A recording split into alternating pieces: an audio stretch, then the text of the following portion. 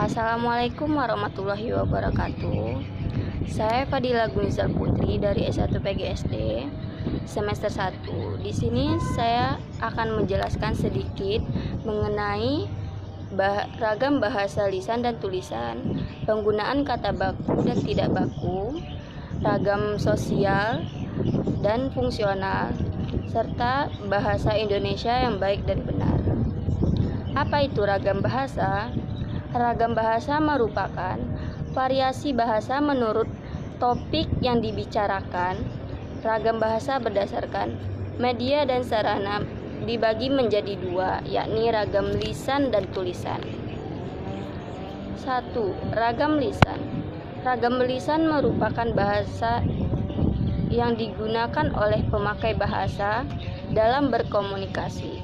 Contoh, ragam lisan standar. Orang yang berpidato atau memberikan sambutan dalam situasi perkuliahan dan ceramah.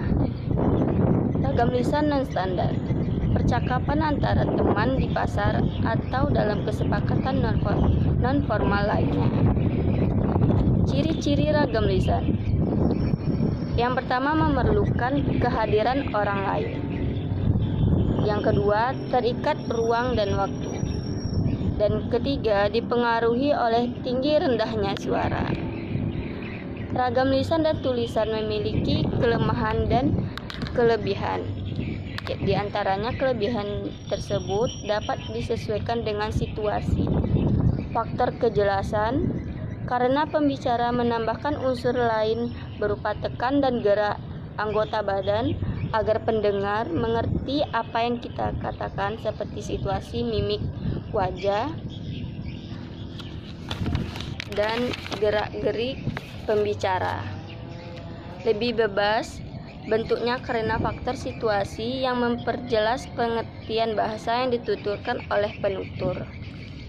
Adapun kelemahannya yaitu penutur sering mengulangi beberapa kalimat. Tidak semua orang bisa melakukan bahasa lisan. Aturan-aturan bahasa tidak formal.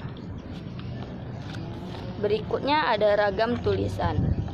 Ragam bahasa tulisan menggunakan huruf sebagai unsur dasarnya.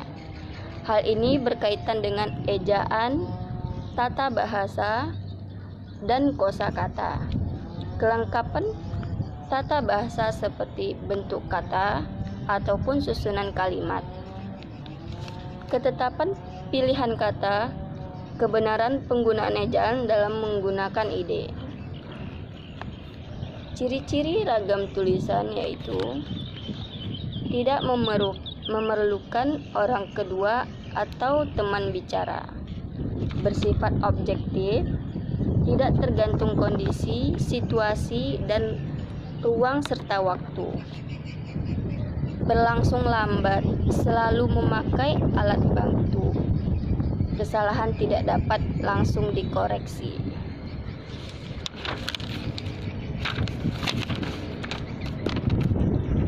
Selanjutnya adapun kelemahan ragam tulisan yaitu alat atau sarana yang memperjelas pengertian seperti bahasa lisan tidak ada. Akibatnya, bahasa tulisan harus disusun lebih sempurna. Yang kedua, tidak ada dalam bahasa tulisan tidak dapat diperjelas. Oleh karena itu, diperlukan keseksamaan yang lebih besar dalam ragam bahasa tulisan. Berikutnya, ragam baku dan tidak baku. Adapun penggunaan kata baku yaitu adalah kata yang digunakan sesuai aturan atau kaidah berbahasa Indonesia yang sudah ditentukan sebelumnya. Kata baku juga merupakan kata yang penggunaannya sudah sesuai dengan ejaan dan aturan pedoman bahasa Indonesia yang baik dan benar, yang bersumber kepada Kamus Besar Bahasa Indonesia atau KBBI. Selain itu, penggunaan kata baku dapat dilihat dari penggunaan yang sudah sesuai EYD, ejaan yang disempurnakan. Penggunaan kata baku ini biasanya digunakan untuk pengungkapan bahasa yang bersifat resmi dalam surat maupun naskah pidato.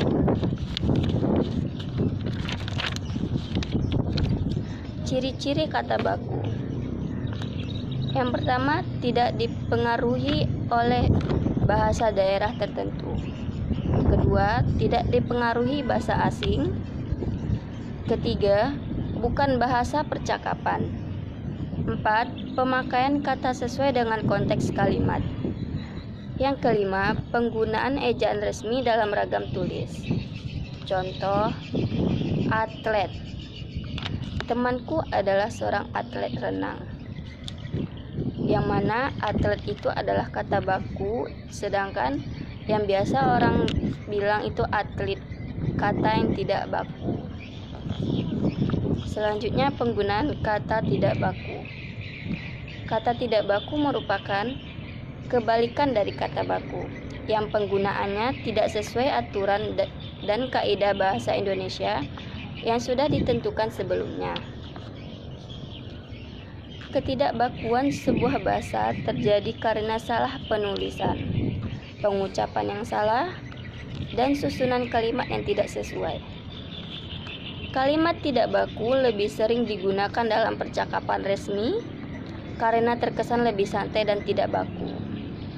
Kata tidak baku juga dapat digunakan saat berdiskusi, membahas suatu hal bersama dengan teman dan keluarga. Ciri-ciri kata tidak baku. Umumnya digunakan dalam bahasa sehari-hari, dipengaruhi bahasa daerah dan bahasa asing tertentu.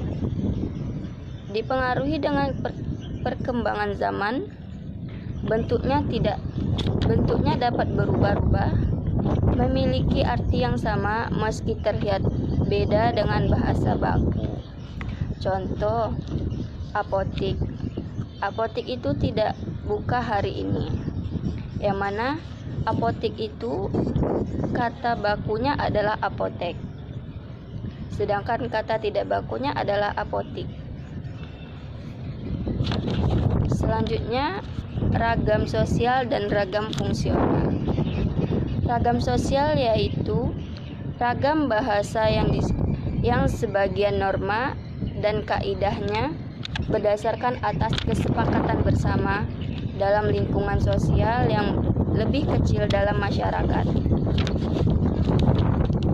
Yang kedua, ragam fungsional, yaitu ragam bahasa yang dikaitkan dengan profesi, lembaga, lingkungan kerja, atau kegiatan tertentu lainnya.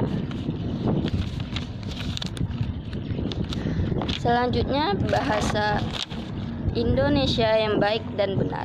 Bagaimana bahasa Indonesia yang baik dan benar itu?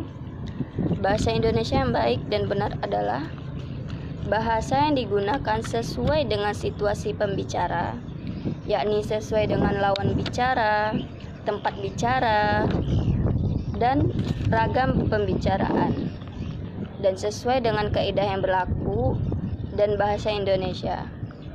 Dalam bahasa Indonesia, seperti sesuai kaidah ejaan, punktuasi, istilah, dan lain sebagainya. Baik, hanya itu yang dapat saya sampaikan. Mohon maaf ada kesalahan kata atau kalimat yang saya sampaikan. Saya masih menjelaskan ini masih dalam proses pembelajaran, dan saya tutup.